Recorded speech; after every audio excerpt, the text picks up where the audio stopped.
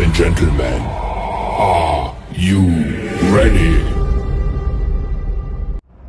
Hello mga biyista, magandang araw po sa inyong lahat. Kung nasan man po kayo ngayon, ay welcome back na naman po sa aking YouTube channel.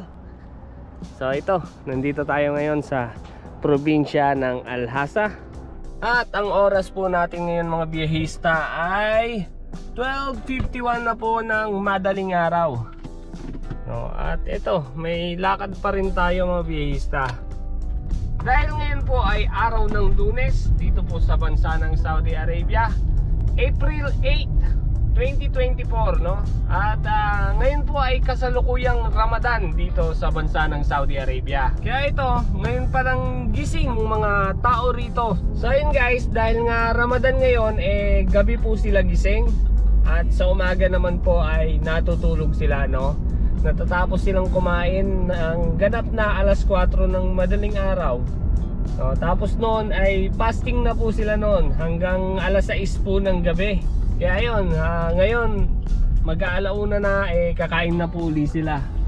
So, ilang beses din sila kumakain sa ganitong oras. Tayo naman, tayo yung mga pinapabili ng kung ano-ano. Gising din tayo sa oras na ganito. Dahil nga kailangan nila ng mauutusan, ganyan. At sa umaga medyo natutulog-tulog din tayo. Pero minsan nauutos-utusan pa rin tayo ng umaga. So ito guys, papunta tayo ngayon sa Lulu Supermarket para bumili ng kanilang pinapabili, no? So ayan, ganito po yung trabaho namin dito. Lalo pag mayroon silang okasyon, no? Hindi maiiwasan na magpuyat, no? Lalo na yung mga kasama natin sa loob ng bahay, lalo na sila misis at yung iba pa nating mga kaibigan, no? Talagang puyatan sila ngayon, yung mga nagtatrabaho sa loob ng bahay. Non-stop yung mga yon, mga biyahista, talagang bakbakan sila ngayon, no? May kakain, may magliligpit, gano'n. Sunod-sunod yung kanilang trabaho at utos sa kanila. Kaya etong buwan na to, yung pinaka mahirap na parte sa mga OFW, no? Puyatan, paguran talaga. Yun, halo-halo na yun. Makikita nyo naman, no? Ito yung kakalsadahan nila. Napakarami pang sasakyan sa kalsada nila ngayon. Pero pagdating ng umaga, no? Konting-konti yan. Halos wala kang makikitang sasakyan sa umaga. Pwera na lamang yung may mga trabaho sa umaga, no? Pumapasok pa rin sila kahit kahit nagpa-fasting sila. So ito po guys, 1:07 na po ng umaga at hindi pa tayo nakakarating doon sa ating kailangan puntahan, no? Sa may Lulu Supermarket. Hindi pa tayo nakakarating kasi maraming ginagawang kalsada. At ito, paikot-ikot pa tayo. Hirap ng trabaho sa ibang bansa, no? Ano ng oras, pero kailangan mo pa rin kumilos, no? Yung mga mag-abroad dyan, no? Yung mga mangingibang bansa, kaya nyo ba? Sa buwan to, ganito yung trabaho, puyatan at bakbakan, no? Talagang walang tigil. Kung mag-abroad kayo, lalo na dito sa Saudi, kailangan handa kayo sa mga ganito.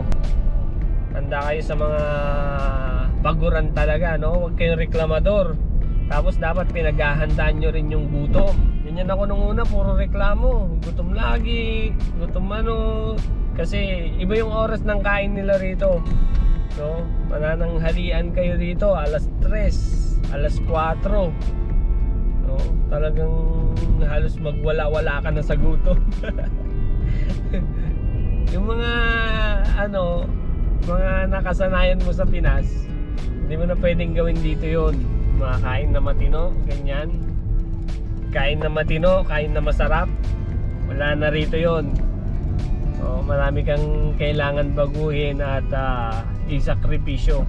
Marami kang kailangan ibahin sa mga nakasanayan mo sa ating bansa.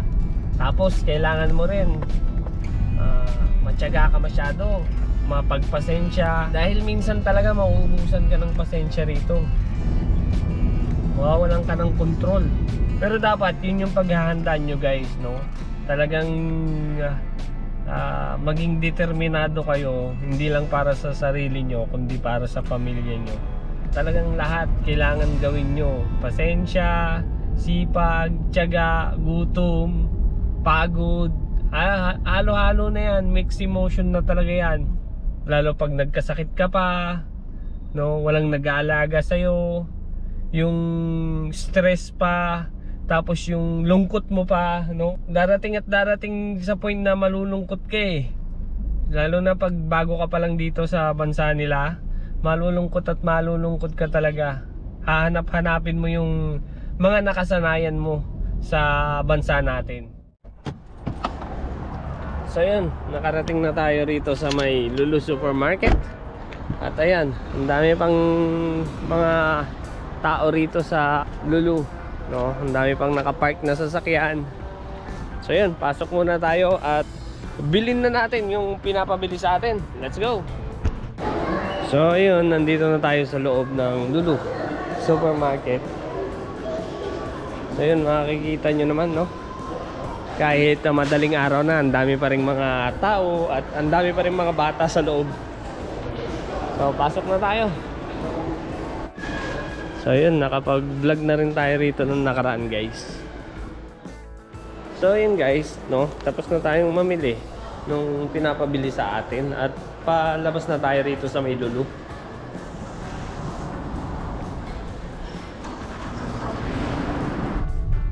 So time check guys ay 1:43 na po ng madaling araw, no? At nakaalis na tayo dito sa may Lulu Supermarket. Ayan, uwi na tayo at hanap muna tayo ng mamimeriendahan, mapagkakapihan or tsaa bago tayo matulog. Let's go, let's go.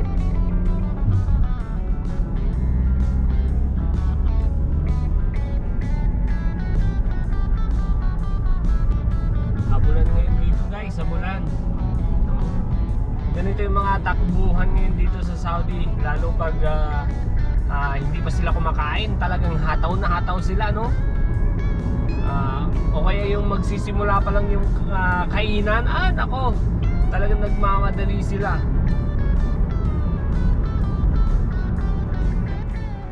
So yun guys, bibili muna tayo ng makakain natin bago tayo matulog. May nabibilan kasi ako ritong masarap na tsaa tsaka falafel. Yun yung kakainin natin ngayon.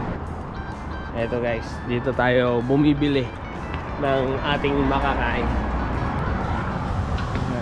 Assalamualaikum. One falafel. One falafel? Yeah. And then one chai.